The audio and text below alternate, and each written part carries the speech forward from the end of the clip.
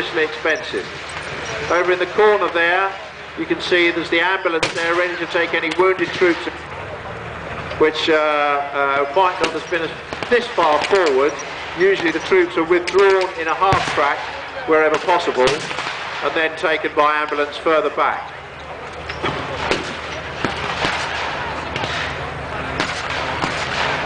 So the idea about this is fire and movement, fire and movement. Okay, now one of the half tracks has now just taken a hit there, so the Sherman, it would appear, is starting to back up the American infantry and maybe start pushing the Germans back.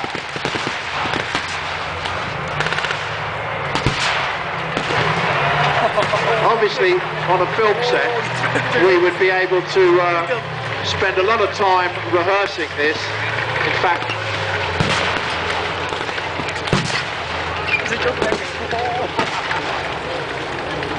days and days rehearsing this sort of thing.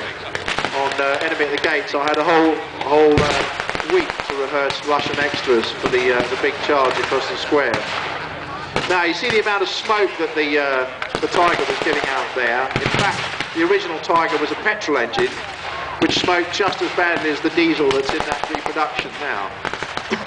And you could see the Tigers coming from a long way away. Then the Germans never actually got the hang of getting rid of that signature smoke. The Sherman tank that you see there was produced in huge numbers with not a very large gun. It would make absolutely no impression on the Tiger head-on whatsoever. But they were cheap to produce in comparison to the Tiger, and were extremely fast and extremely efficient, although when they were hit in the rear, the petrol tanks were in the rear, and they used to catch fire very quickly, and they had the reputation of being known as the Tommy Cooker, because the British used them a lot, or the Ronson, which was a type of cigarette lighter that was around at that time.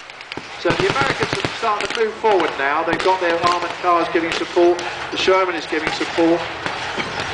In reality, again, the likelihood is that the Americans would have had much more support from artillery in the rear and also air support.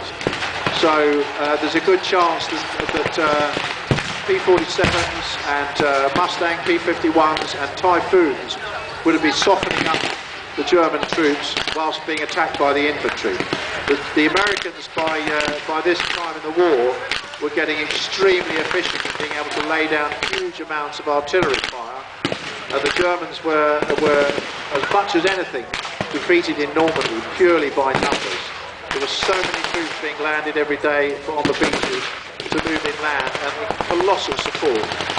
Rather like at the Battle of the Bulge, when the Germans realised that the Americans could afford to fly Christmas cake from America to the frontline troops, and it was there within 3 days.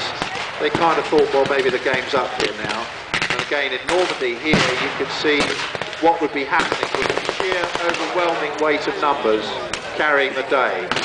Now there are German wounded going down. There's a guy been hit just on the side of that left-hand half-track, and there are 2 medics going there to attend to him. They'll probably, if they can,